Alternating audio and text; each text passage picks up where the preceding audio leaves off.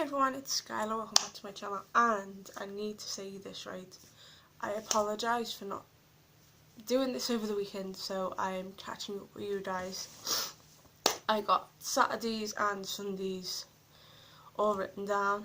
They'll be in two separate days obviously, but you'll probably see the same top, so just bear with me. And I'm just going to say this quickly.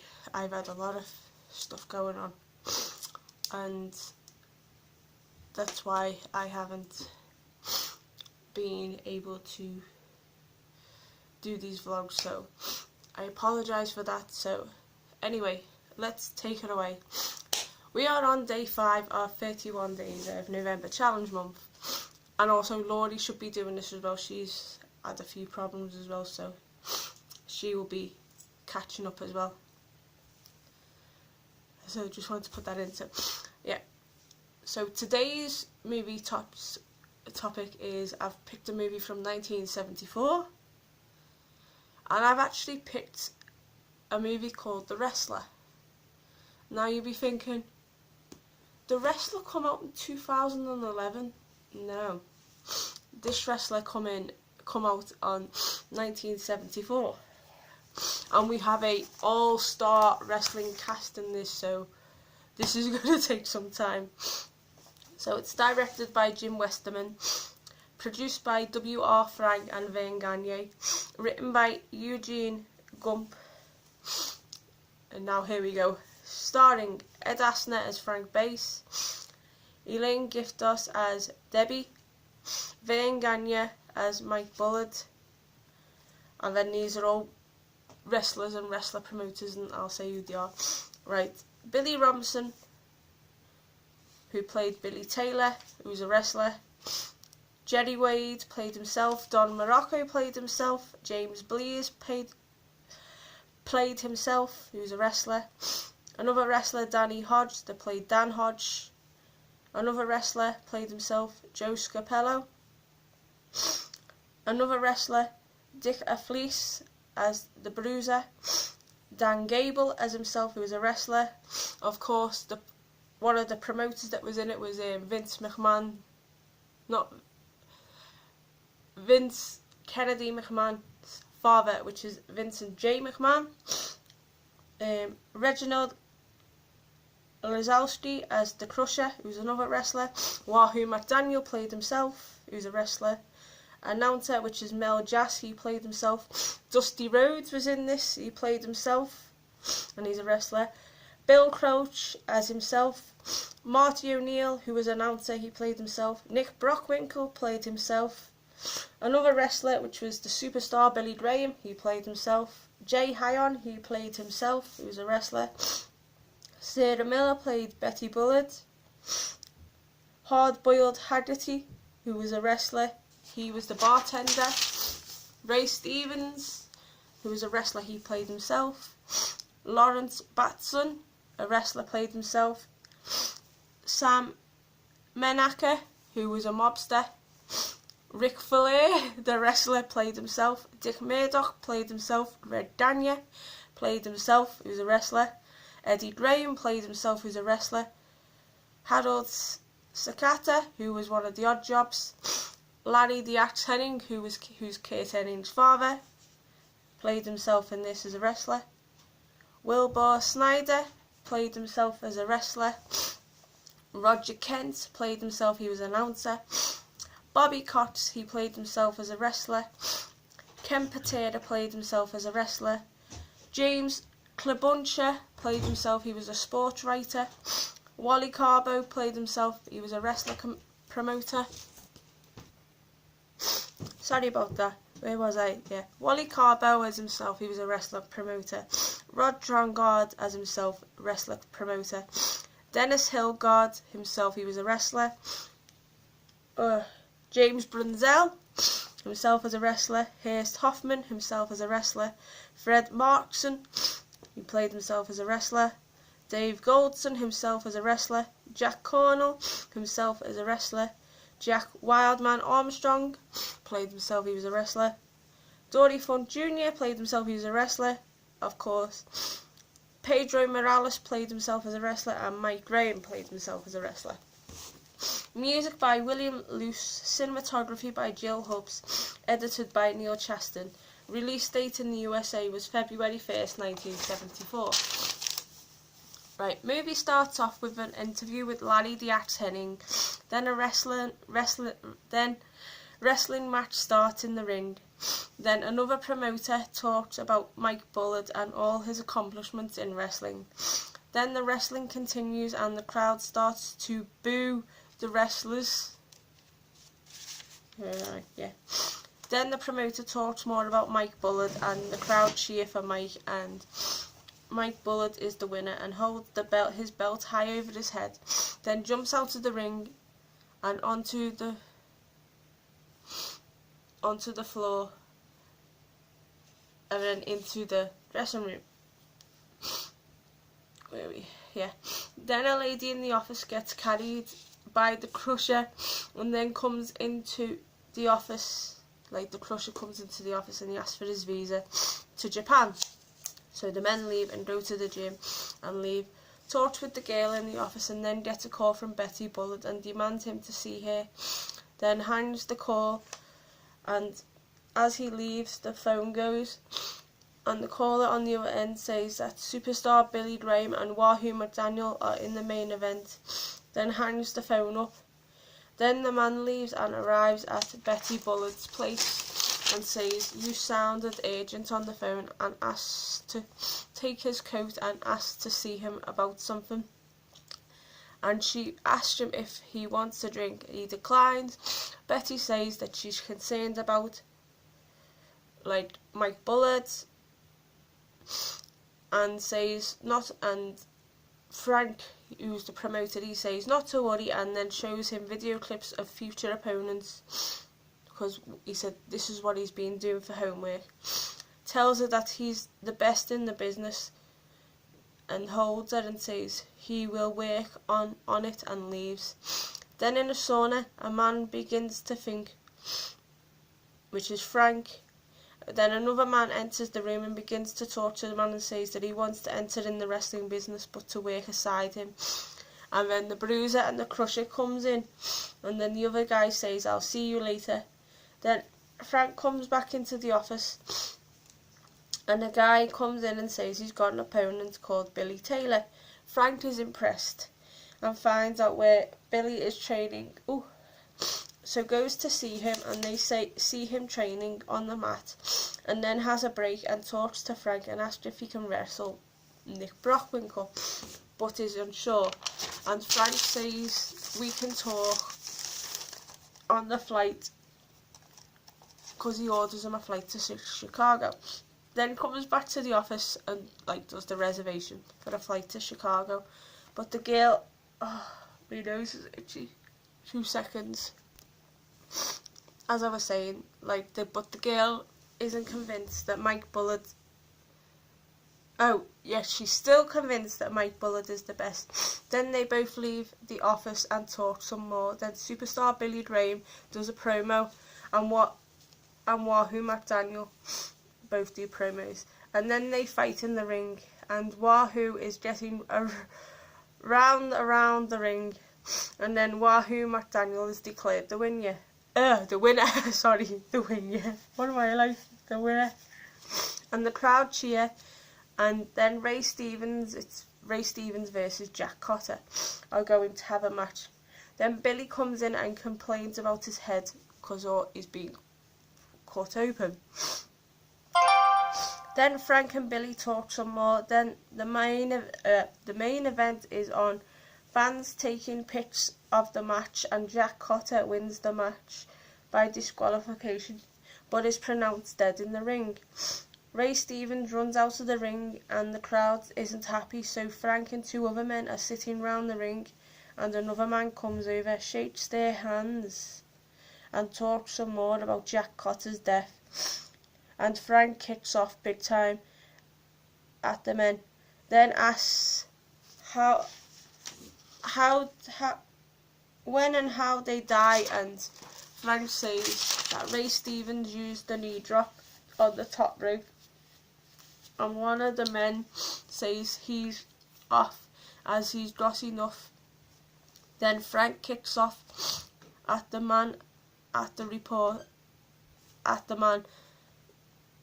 reporter says that he will put an article in his newspaper about Jack Cutter. And Frank tells them about Billy Taylor. Then a plane lands and Frank comes off the flight and is greeted by another man and tells him that Billy Taylor is in the news, and then asks how they buy Buller and made Taylor win the match, and he agrees. Then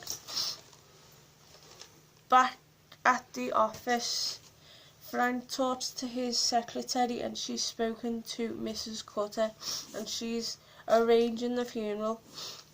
Promoters have called and Betty Buller called as well, and they talk for a bit, and she heard from Mike this morning and he will call her later, then hangs up, and she tells Frank that Mike Buller will be back Saturday from Munich and will meet him for lunch and for a bit of tennis.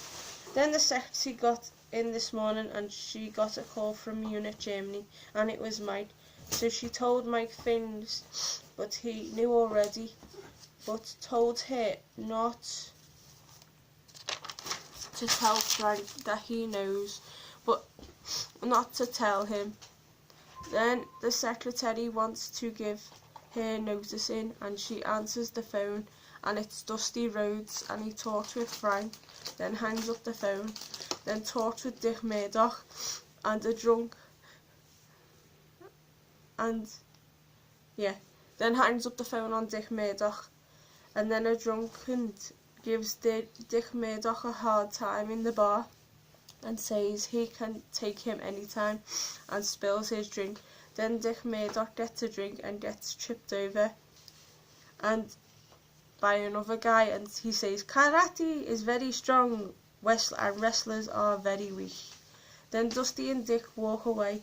Then the two men attack the barmen, which prompted Dick and Dusty to fight the two men in the bar, and they win, and they get a free beer for their trouble and pours beer onto a guy's hat and puts it on his head. Meanwhile, Frank is playing tennis with a friend, then talks some more and tells him about Billy Taylor and Nick Bockwinkel, then plays some more tennis. Then the exhibition match is on between Billy Taylor and Nick Bockwinkel, and Frank is impressed but wants to stop the match, but Billy asks for it to be continued, and Billy wins the match. And Frank talks to the fans. Then Mike Buller talks to Billy Taylor about his farm, and Billy agrees, then gets asked to have dinner.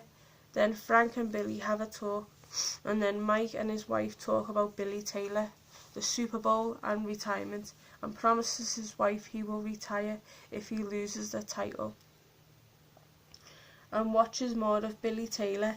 Then at the farm he shows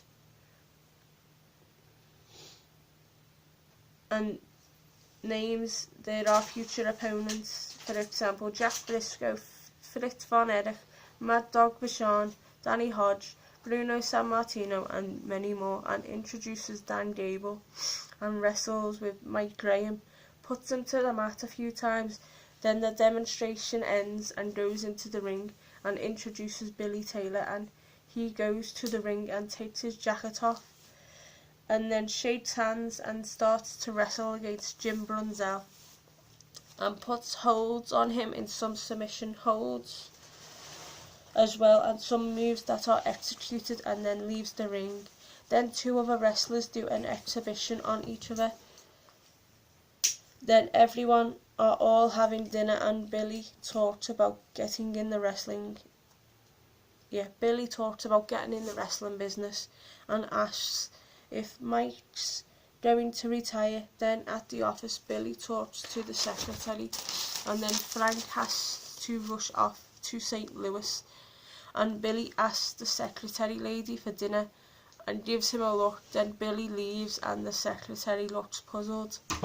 Then at a hotel pool, they're all sunbathing. Frank is talking to Vince McMahon about Mike, and all of the other promoters give Frank an ultimatum and says about Billy Taylor. Then a promo is given about Billy Taylor and then has a match. Crowds cheer, Frank is happy and Billy Taylor wins the match, signs some autographs and leaves the ring. Then a singer sings at the bar and Frank and the secretary listen to the singer and talk over dinner, and she says they should do this more often and asks how soon that Billy and Mike have the match, and then it's 2 weeks from now, and if Mike is a no-show then it's a DQ, and Frank talks more. Then all of the promoters are on Frank's back about the other guy. No, about it all. Then another guy comes over and gives Frank another hard time, then leaves, and then Frank and the secretary go back to the secretary's house and has coffee and talk some more, and has to arrange a match between the two for 2 weeks. Then Sally sits down and talks, because that's the secretary, to Frank, and tells him to sit down, so he does, and tells her that he's excited to see her every day, and Sally tells Frank that she loves him, but she doesn't know whether he feels the same way, but he does, but doesn't want to be lonely. But Sally is willing to take a chance, so Frank declines, then leaves, but then turns round and rings the bell again, and then Sally answers and they both kiss. Then Frank is at the office and Billy demands a match with Mike and brings him in, so Mike comes in and Billy wants a match with Mike, but Mike declines Billy. Then Billy says that that's it, but Frank tries to convince Mike about the match in Chicago, but Mike doesn't know what to do, and Mike tries to make an excuse up. Like says, he basically said his ankle was hurting him. Then leaves, but Frank doesn't know what to do. Then Dusty Rhodes and Dick Murdoch does a promo on Bruiser and Crusher, and Frank talks on an interview with Billy Taylor and Mike Butler, but Mike refuses. Then Frank says the title match is now on in Chicago. Then Frank walks over and talks to Mike as he trains. Then Mike stops, but Frank knows Mike all too well. Then it goes to Chicago and everyone buys their tickets, merchandise, etc. and takes their seats for tonight's matches. And they start to cheer. Then Frank walks up the stairs and talks with another promoter and tells him to let Sally go, but Sally stays instead. Then they go to the locker room and hit Frank and Sally and tells Frank to tell Mike to lose the match or else, and beats Frank up again. But Crusher and Bruiser come in and save Frank, and then Mike comes in and talks to Frank. Then Billy makes his entrance to the ring. Then Mike Bullard makes his entrance. Then the ring announcer introduces the wrestlers and the referee, and the wrestlers start to wrestle. Then the crowd cheers, then they boo, then they cheer, then they boo, and then more cheers, and then right at the last second of the film you see Mike going in for the drop kick to Billy Taylor, and then that's the end. So my thoughts on this, I don't know what to say, because I have mixed emotions on this film, because as much as I enjoyed it, it was a bit of a mediocre for me. I liked the wrestlers that were in it, like Dusty Rhodes and Jim Brunzell and Vern Gagne, who was Mike Bullard. He was a good role. But the one that stole the show for me was the promoter, Frank. He was hilarious. He was doing his job very well in the film, and his acting was really good. And I don't know what else to say, apart from he was just hilarious and he made me laugh.